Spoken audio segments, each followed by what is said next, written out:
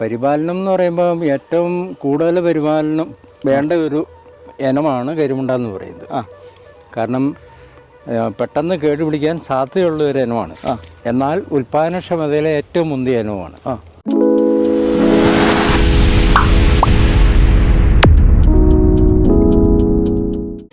എല്ലാവർക്കും നമസ്കാരം. ഞാൻ ഇടുക്കിയിലെ കമ്പളികണ്ടം തെള്ളിത്തോട് ഗ്രാമത്തിലാണ്. കരിമുണ്ട കൊടുത്തോട്ടം, ജോണി വടക്കം വീട്ടിച്ചേട്ടൻ്റെ കരിമുണ്ട കൊടുത്തോട്ടമാണിത്. മുളക് വിളവെടുപ്പിന് ഭാഗമായിട്ട് നിൽക്കുന്ന ഒരു കാഴ്ചയാണ്. ജോണി ചേട്ടാ നമസ്കാരം. നമസ്തേ. അപ്പോൾ അങ്ങയുടെ കാർഷിക പ്രവർത്തനങ്ങളിൽ ഏറ്റവും പ്രധാനമായിട്ട് അങ്ങ് കാണുന്നത് ജാതിയും കുരുമുളകുമാണ് അല്ലേ? കുരുമുളകാണ്. ഈ കുരുമുളക് കൃഷിയിടം എന്തോരം സ്ഥലമുണ്ട്? ഇത് 2 ഏക്കറോളം. ഈ 2 ഏക്കറും കരിമുണ്ടയാണല്ലേ? കരിമുണ്ട. ഈ കരിമുണ്ട കൃഷിയോടാണ് കൂടുതൽ താല്പര്യമെന്ന് താങ്കൾ മുൻപ് പറഞ്ഞിട്ടുണ്ട്. ഇതിൻ്റെ പരിപാലനവുമായിട്ട് ബന്ധപ്പെടുത്തി നോക്കുമ്പോഴെങ്ങനെയാണ് ഈ കൃഷി? പരിപാലനം എന്ന് പറയുമ്പോൾ ഏറ്റവും കൂടുതൽ പരിപാലനം വേണ്ട ഒരു ഇനമാണ് കരിമുണ്ട എന്ന് പറയുന്നത്. കാരണം പെട്ടെന്ന് കേടുപിടിക്കാൻ സാധ്യതയുള്ള ഒരു ഇനമാണ്. എന്നാൽ ഉൽപാദനക്ഷമതയിലെ ഏറ്റവും മുന്തിയ ഇനവുമാണ്. അതുകൊണ്ടാണ് ഞാൻ ഇതിന് താല്പര്യം എടുക്കുന്നത്. അപ്പോൾ കുരുമുളക് ഇനങ്ങളിൽ ഏറ്റവും മുൻപന്തിയിൽ നിൽക്കുന്നത് എല്ലാ കാലത്തും കരിമുണ്ട തന്നെയാണ്. കരിമുണ്ട തന്നെ അല്ലേ? നന്നായിട്ട് പരിപാലിച്ച് മുന്നോട്ട് കൊണ്ടുപോയാൽ നമുക്ക് നല്ല ആദായം ലഭിക്കുന്ന കുരുമുളക് ഇനമാണ്. ഇപ്പോൾ നമ്മൾ കാണുന്ന ഈ കൃഷിയിടത്തിലെ കുരുമുളക് ചെടികളൊക്കെ എത്ര വർഷം പ്രായമായിട്ടുണ്ട്? ഇത് 4 വർഷം പൂർത്തിയായില്ല, 4ാം കൊല്ലമാണ്. അടുത്ത ജൂൺ ജൂലൈ ആകുമ്പോൾ 4 വർഷമാവും. ചില കൊടികളിൽ തിരികളും വലിപ്പവും, കൊടികൾക്ക് വലിപ്പം തന്നെ കൂടുതലുണ്ട്. പക്ഷെ ചിലതെല്ലാം ചെറിയ കൊടികളാണ്. അതെന്താ അങ്ങനെ ഒരു വ്യത്യാസം പറഞ്ഞത്? കുരുമുളക് മണിയാണോ ഉദ്ദേശിക്കുന്നത്? അല്ലല്ല, വളർച്ച. അത് തന്നാണ്ട് വർഷം പിടിക്കാതെ പോയതാണ്. പിന്നത്തെ കൊല്ലം 2 വന്നതാണ് വലിപ്പക്കുറവ് വന്നിരിക്കുന്നത്. ശരി. അപ്പോൾ ആദ്യഘട്ടത്തിൽ നല്ല വളർച്ച എത്തിയതൊക്കെയാണ് ഇപ്പോൾ ഈ തോട്ടത്തിൽ കാണുന്ന ഉയരമുള്ള കുരുമുളക് ചെടികൾ അല്ലേ? ഇപ്പം അങ്ങനത്തെ ബോർഡോ മിശ്രിതം തളിച്ചിട്ടുണ്ടല്ലേ? ബോർഡോ മിശ്രിതമുണ്ട്. എത്ര നാളായി? ഇതിപ്പം കഴിഞ്ഞ ചിങ്ങമാസം, അതായത് സെപ്റ്റംബറിൽ തളിച്ചതാണ്. ശരി. എത്ര തവണ ബോർഡോ മിശ്രിതം തളിക്കും? 2 പ്രാവശ്യം നിർബന്ധമായിട്ടും തളിച്ചിരിക്കണം. അതേതൊക്കെ മാസങ്ങളിൽ? ആദ്യം ഒരു ജൂൺ ജൂലൈയിൽ കാലാവസ്ഥ അനുസരിച്ച്, അതായത് തെളിവുള്ള സമയത്ത് മാത്രമേ നമുക്ക് മരുന്നടിക്കാൻ പറ്റുള്ളൂ ബോർഡോ മിശ്രിതം. അത് ആദ്യത്തെ അടിക്കൽ ജൂൺ ജൂലൈയിൽ വരും, അടുത്തത് സെപ്റ്റംബർ ലാസ്റ്റോട് കൂടി വരും. ഈ കരിമുണ്ട കൊടിക്ക് ഏറ്റവും കൂടുതൽ ആദായം കിട്ടുന്ന ഒരു കാലഘട്ടം, അതായത് എത്രാം വർഷം തൊട്ടാണ്? അതൊരു 6ാം വർഷം മുതൽ ഏറ്റവും നല്ല വിളവിലോട്ട് വരും. 5 വർഷം ആകുമ്പോഴത്തേക്കും നല്ല വിളവിൽ വരും. 5, 6, 7, 8 വർഷങ്ങളിലാണ് ഏറ്റവും നല്ല വിളവ് വരുന്നത്. പരമ്പരാഗത കർഷകൻ എന്നുള്ള നിലയ്ക്ക്, കരിമുണ്ട കൃഷിയിൽ പണ്ട് തൊട്ടേ ശ്രദ്ധിക്കുന്ന ഒരാളെന്നുള്ള നിലയ്ക്ക്, ഈ കരിമുണ്ട കൊടി എത്ര വർഷത്തോളം പ്രായമുള്ളത് അങ്ങയുടെ കൃഷിയിടത്തിലുണ്ട്? അത് നേരത്തെ പണ്ട് തോപ്രാങ്കുടിയിൽ എനിക്ക് സ്ഥലമുള്ള കാലത്ത് 12, 14, 16 വർഷം വരെയൊക്കെ നിന്നിട്ടുണ്ട്. അത് കഴിഞ്ഞ് എറമ്പൊക്കെ ഇറങ്ങി താഴോട്ട് പോരും. അപ്പം അവരെ നമ്മൾ പരിപാലിക്കുന്നതനുസരിച്ചിരിക്കും. ഒരു 10 വർഷക്കാലം നല്ല രീതിയിൽ നമുക്ക് ആദായം ലഭിക്കുന്നതാണ്. 6ാം വർഷം തൊട്ട് പിന്നെ ഒരു 10 വർഷക്കാലമൊക്കെ കുഴപ്പമില്ലാതെ നമുക്ക് ആദായം ലഭിക്കുന്ന ഒന്നാണ്. എത്ര അകലത്തിലാണ് ഈ കരിമുണ്ട കൊടികൾ നട്ടത്? ഇത് 8 അടി അകലമുണ്ട്. ഇതിനിടയിൽ ജാതി ഉണ്ടല്ലേ? ജാതി. അത് ഏതിനും ജാതിയാ? ജാതി ഇത് 2-3 ഇനമാണ്. അപ്പം അത് ഒരു ഇനത്തിൽപ്പെട്ടതാണ്.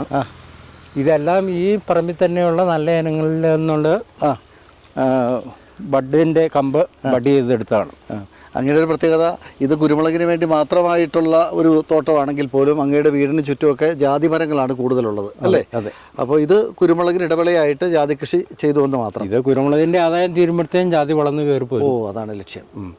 എത്രത്തോളം അകലത്തിലാണ് ജാതി നട്ടിട്ടുള്ളത്? ജാതി 25-30 അടി. താങ്ങുമരം മുരുക്കാണ്. താങ്കൾ പകരം ഒരു താങ്ങുമരത്തെക്കുറിച്ച് ചിന്തിച്ചിട്ടേ ഇല്ല? ഇതിപ്പോൾ ഇതുവരെ ഇനി ചിന്തിക്കണം. കാരണം അത് മുരിക്കെല്ലാം പലപ്പോഴും കേടായിട്ടാണ് ഇപ്പോൾ പൊതുവെ കാണുന്നത്. ഇതിപ്പോൾ കുറേയെല്ലാം നിപ്പുണ്ടെങ്കിൽ പോലും നല്ല വളർച്ച എന്ന് പറയാൻ പറ്റില്ല. ഇതിന് മരുന്നടിക്കണം. 2 പ്രാവശ്യം മരുന്നടിച്ചാലേ മുരിക്ക് നിൽക്കുള്ളൂ, നിലനിർത്തി കൊണ്ടുപോകാൻ പറ്റുള്ളൂ. എല്ലാവരും തന്നെ മുരിക്ക് ഒഴിവാക്കിയിട്ട്. പിന്നെ ഏതാണ് നമുക്ക് സ്വീകാര്യമായിട്ട് പിന്നെ തോന്നുന്നത് പയ്യാനിയാണ്. പിന്നെ മലവേമ്പ് വെക്കുന്നുണ്ടെങ്കിലും അത് വളർച്ച പെട്ടെന്ന് വളരുകയും ചെയ്യും, കാറ്റ് വന്നാൽ അത് വളഞ്ഞു പോവുകയും ചെയ്യും. പക്ഷേ പയ്യാനി അത്ര പ്രശ്നം കാണുന്നില്ല. പ്ലാവ് എങ്ങനെയുണ്ട്? പ്ലാവ് എല്ലാ വർഷവും ഇറമ്പിറക്കിക്കൊണ്ടിരുന്നാൽ കുഴപ്പമില്ല. അത് കൃത്യമായിട്ട് സമയത്ത് ചെയ്യാൻ പറ്റണം. ഇപ്പോൾ പണിക്കാരില്ല. ഒരു 40 വയസ്സിൽ താഴെയുള്ള മലയാളികൾ കൃഷിപ്പണിയിലില്ല. ഇല്ല. അങ്ങ് പറഞ്ഞ പ്രധാനപ്പെട്ട ഒരു പോയിൻ്റാണ്. അപ്പോൾ കാർഷിക രംഗത്ത് കർഷകർ പിന്നോക്കം പോകുന്നു, അല്ലെങ്കിൽ കൂടുതൽ അധ്വാനമുള്ള തൊഴിലുകളിൽ നിന്ന് കർഷകർ മാറി ചിന്തിക്കുന്ന ഒരു കാലഘട്ടമാണിത്. പ്രത്യേകിച്ച് കുരുമുളക് കൃഷിയോടുള്ള വലിയൊരു താല്പര്യമാണ് ജോണിച്ചേട്ടനെ ഇത്രത്തോളം 2 ഏക്കർ ഏതാണ്ട് തനിവിള എന്ന് പറയാവുന്നതുപോലെ കുരുമുളക് പരിപാലിക്കാനായിട്ട് പ്രേരിപ്പിക്കുന്നത്. ഇതിൻ്റെ വിളവെടുപ്പൊക്കെ ആയിട്ട് ബന്ധപ്പെട്ട് എങ്ങനെയാണ് താങ്കൾ ഇത് സംസ്കരിക്കുന്നതൊക്കെ എങ്ങനെയാണ്? ഇത് തിരിഞ്ഞ് നമുക്ക് പറിക്കാൻ പറ്റുള്ളൂ. ഈ പഴുത്തത് മൂത്തതുമായ ഭാഗങ്ങൾ ആദ്യം എടുക്കാം.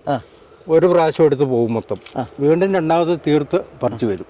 അങ്ങനെ 2 പ്രാവശ്യമായിട്ട്. വൈറ്റ് പേപ്പർ ആക്കാറുണ്ടോ? വൈറ്റ് പേപ്പർ ആക്കുന്നില്ല, അത് ബുദ്ധിമുട്ടുള്ള പണിയാണ്. ബ്ലാക്ക് പേപ്പർ ആക്കി തന്നെ കൊടുക്കുക അല്ലേ? ഈ കൃഷിയിടത്തിനൊരു പ്രത്യേകതയുള്ളത്, ഇതൊരു ചെരിഞ്ഞ കൃഷിയിടമാണല്ലേ? താഴേക്ക് ചെറിയൊരു ചായ്വുണ്ട്. ഇപ്പം 4 വർഷത്തെ എക്സ്പീരിയൻസിൽ അങ്ങ് വളപ്രയോഗം എന്താണ് പ്രധാനമായിട്ട് ചെയ്യുന്നത്? ജൈവവളമാണ്. ഇത് ഓർഗാനിക്കാണ്. ഞങ്ങളുടെ വിൽപ്പനയെല്ലാം ഓർഗാനിക് ബേസിലാണ്. അപ്പോൾ ഇവിടെ ഞങ്ങൾ കൊടുത്തോണ്ടിരിക്കുന്നത് PDS-ലാണ്. ശരി. പീരുമേട് ഡെവലപ്മെന്റ് സൊസൈറ്റി അവർക്കാണ് കുരുമുളക് കൊടുക്കുന്നത്. ശരി. അവർ 40 രൂപ കിലോയിൽ വില കൂട്ടിയെടുക്കും ഓപ്പൺ വിപണിയേക്കാളും. അപ്പോൾ അതിനുള്ള അന്നേരം കീടനാശിനികൾ പാടില്ല, അവർക്ക് കുറേ നിബന്ധനകളുണ്ട്. അതെല്ലാം പാലിച്ചാണ് പോയിക്കൊണ്ടിരിക്കുന്നത്. ശരി. അപ്പോൾ അത് ടെസ്റ്റ് ചെയ്യും. അപ്പോൾ ഇത് ഇടയ്ക്കിടയ്ക്ക് അവർ ഫീൽഡ് സന്ദർശിക്കും. ഇതെല്ലാം ഉണ്ട്. അപ്പോൾ ഇതിനകത്ത് ഞങ്ങൾ ഉപയോഗിക്കുന്നത് പറഞ്ഞാൽ വേപ്പ് പിണ്ണാക്കാണ് മെയിനായിട്ട്. പിന്നെ ചാണകം, വേപ്പ് പിണ്ണാക്ക്, ഉണങ്ങിയ ചാണകം, വേപ്പ് പിണ്ണാക്ക്, കടലപ്പിണ്ണാക്ക്, ഈ 3 ഇനം മാത്രമാണ്. അത് എത്ര തവണ നമ്മളത് പ്രയോഗിക്കും? 2 പ്രാവശ്യമായിട്ട് കൊടുക്കുന്നത് നല്ലേ. ആദ്യം ഒരു മെയ് ലാസ്റ്റ്, പിന്നെ ഒരു സെപ്റ്റംബർ ലാസ്റ്റ്. അപ്പോൾ അത്തരത്തിലാണ് വളപ്രയോഗം ചെയ്യുന്നത്. ഈ 2 പ്രാവശ്യം കൂടെ കൂടി ഒരു 1 കിലോ വേപ്പിണ്ണാക്ക് ഒരെണ്ണത്തിന് ചോട്ടി വരും. 1 കിലോ വേപ്പിണ്ണാക്ക് വരുന്നുണ്ട്. പിന്നെ ചാണകം ഒരു അരപ്പാട്ട ഒരെണ്ണത്തിൻ്റെ ചോട്ടി വരും. ശരി. ഇപ്പോൾ 4 വർഷമായ കൊടിയുടെ ചോട്ടിൽ അരപ്പാട്ട ചാണകം വെച്ചിടും. പിന്നെ ചില ആളുകൾ പറയാറുണ്ട്, ഇപ്പോൾ സമീപകാലത്തായിട്ട് ഈ കുരുമുളക് നമ്മൾ വിളവെടുക്കാൻ വൈകി കഴിഞ്ഞാൽ പക്ഷികളൊക്കെ കൊണ്ടുപോകുന്ന ഒരവസ്ഥയുണ്ടല്ലോ. ഉണ്ട്. അത് എല്ലായിടത്തും ഏത് മേഖലയിലും ഉണ്ടല്ലോ. ഉണ്ട്. അപ്പോൾ അതുകൊണ്ട് ഇപ്പോൾ തിരിഞ്ഞ് പറിക്കേണ്ടത് ഒരു ഉത്തരവാദിത്വം ഉണ്ടല്ലേ? തിരിഞ്ഞ് പറിക്കേണ്ട ഒരു കാര്യമുണ്ട്. അതിനുശേഷം 2 വിളവെടുപ്പ് നടത്തേണ്ടി വരും അല്ലേ? 2ആയിട്ട് പറിക്കാൻ പറ്റും. ഇവിടെ അനുഭവത്തിൽ ഒരു 6 വർഷമൊക്കെ കഴിയുമ്പോഴേക്കും നല്ല സ്റ്റഡി ആയിട്ടുള്ളൊരു ആദായം കിട്ടി തുടങ്ങുമെന്ന് പറഞ്ഞല്ലോ. അങ്ങനെയൊക്കെ നല്ലതുപോലെ ആദായം കിട്ടി തുടങ്ങിയ ഒരു കാലഘട്ടത്തിൽ ഒരു കുരുമുളക് ചെടിയിൽ നിന്ന് എത്രത്തോളം തന്നെ ആദായം കിട്ടിയിട്ടുണ്ട് കരിമുണ്ട? തോപ്രാംകുടി മേഖലയിലായിരുന്ന കാലത്ത് അവിടെ അന്നേരം പുതുവിലായിരുന്നു സ്ഥലം കിട്ടിയപ്പോൾ. ഈ പഴയ മണ്ണിൽ നമ്മൾ പണിയുന്ന പോലെയല്ല. അവിടെ 1 തുലം, അതായത് 10 കിലോ ആവറേജ് ഉണക്ക കുരുമുളക് കിട്ടുമായിരുന്നു. ഇനിയുള്ള കാലം ആ ഒരു പ്രതീക്ഷ ഇല്ല. ശരാശരി ഒരു 5 കിലോ ഒക്കെ കിട്ടിയാലായി. 5 കിലോ ഉണക്ക കുരുമുളക് കിട്ടിയാലായി. അപ്പോൾ അത്തരത്തിലേക്ക് മാറിയിട്ടുണ്ട്. ഇതിൻ്റെ തല എങ്ങനെയാണ്? തല നമ്മൾ വീണ്ടും മുറിച്ച് നടാറുണ്ടോ? മുറിച്ച് നടാറുണ്ട്. ഇപ്പോൾ ഈ ചെന്തല ഇപ്പോൾ ഇതിലൊന്നും ഇല്ല, കാരണം ഇത് എല്ലാം ചെത്തി ഇങ്ങനെ വെച്ചിരിക്കുന്നതുകൊണ്ട് തലയെല്ലാം പോയിട്ടുണ്ട്. വർഷകാലം ആകുമ്പോൾ തല പൊട്ടി വരും. അത് നമുക്ക് മുറിച്ച് അടുത്ത മുരികങ്കാലിട്ടിട്ട് അതിൽ കയറ്റിവിടാൻ പറ്റും. അത് വേണമെങ്കിൽ നമുക്ക് നഴ്സറി ആയിട്ട് പരിപാലിക്കുകയും ചെയ്യാം. ഇപ്പോൾ അങ്ങനെ ഇതെല്ലാം ചെത്തിക്കൂട്ടി ഈ ചപ്പൊക്കെ പൊടിച്ചോട്ടി കൂട്ടിയിട്ട് എത്ര ദിവസങ്ങളായി? ഇത് 15 ദിവസത്തോളമായി. അപ്പോൾ ഇതിനിടയിൽ അങ്ങ് പറഞ്ഞ പോലെ തന്നെ ഇടയ്ക്ക് വളർച്ച മുരടിച്ചിട്ടുള്ള ചെടികൾക്ക് പകരം പുതിയ ചെടികൾ നട്ട് കടലാസ് കൊണ്ട് പൊതിഞ്ഞ് പരിപാലിക്കുന്നുണ്ട്. നിർത്തിയിട്ടുണ്ട്.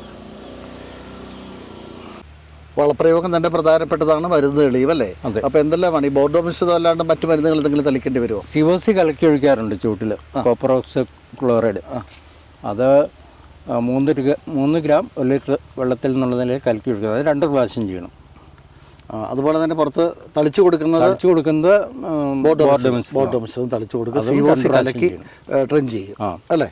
ഇനി വേനൽക്കാലത്ത് ജലസേചനത്തിൻ്റെ ആവശ്യകതയുണ്ടോ? ജലസേചനം നടത്തി കഴിഞ്ഞാൽ കൊടി വാടുന്ന ഒരവസ്ഥ വരികയില്ല. വിളവെടുപ്പ് കഴിഞ്ഞൊന്ന് പയ്യെ വാടിയിട്ട് വീണ്ടും പുതുമഴ പെയ്യുമ്പോഴാണ് തളുത്ത് നല്ലപോലെ ചരടാവുള്ളൂ. അല്ലാതെ നമ്മൾ ജലസേചനം നടത്തേണ്ട കാര്യമില്ല. അതിൻ്റെ ആവശ്യമില്ല. സാധാരണ ഇത് ചെയ്യാറില്ല.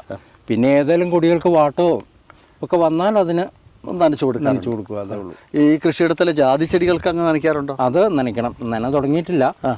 ഒരു 2 ആഴ്ചക്കകം നനച്ചു കൊടുക്കും. അതിനുള്ള സംവിധാനം എന്താണ് ചെയ്യുന്നത്? ഇപ്പം നിലവിൽ ഡ്രിപ്പൊന്നും ഇതിനകത്ത് വെച്ചിട്ടില്ല. കൊടി നിൽക്കുന്നതുകൊണ്ട് അതൊന്നും ഇപ്പം പ്രായോഗികമല്ല. അല്പം കൂടെ വളർന്നു കഴിയുമ്പോൾ ഡ്രിപ്പ് ഇറിഗേഷനിലോട്ട് മാറും. ശരി. ഇപ്പോൾ ഓസ് ഇട്ട് നനച്ചോണ്ടിരിക്കുക. ഓസിട്ട് നനച്ചുകൊണ്ടിരിക്കുകയാണ്. ജലസ്രോതസ് ഉണ്ടോ? ഉണ്ട്, വെള്ളമുണ്ട്. വെള്ളമില്ലാതെ ഇത് വേറൊരു ഇനം കൂടി. ഇത് വേറൊരു ഇനമാണ്. അത് ശരി. അത് തൈ മേടിച്ചെടുത്തുനിന്ന് മാറി കയറി വന്നു. ശരി. എന്തായാലും ഈ 2 ഏക്കർ കൃഷിയിടത്തിൽ മൊത്തം എത്ര എണ്ണം ഉണ്ടാവും കരിമുണ്ടക്കൊടി? ഇതിനകത്ത് 900 എണ്ണത്തോളം. ആ 900-ൽ അപൂർവമായിട്ട് തന്നെ അങ്ങനെ വന്നിട്ടുണ്ട്. അപ്പോൾ കരിമുണ്ടയ്ക്കാണ് പ്രാധാന്യം ജോണിച്ചേട്ടൻ കൊടുക്കുന്നത്. അപ്പോൾ എന്തായാലും വലിയ സന്തോഷകരമായൊരു കാര്യമാണ്. വളരെ ചിട്ടയായ പരിപാലനത്തിലൂടെ കുരുമുളക് നിലനിർത്തിക്കൊണ്ട് പോകുന്ന ഒരു കർഷകനാണ് ജോണിച്ചേട്ടൻ.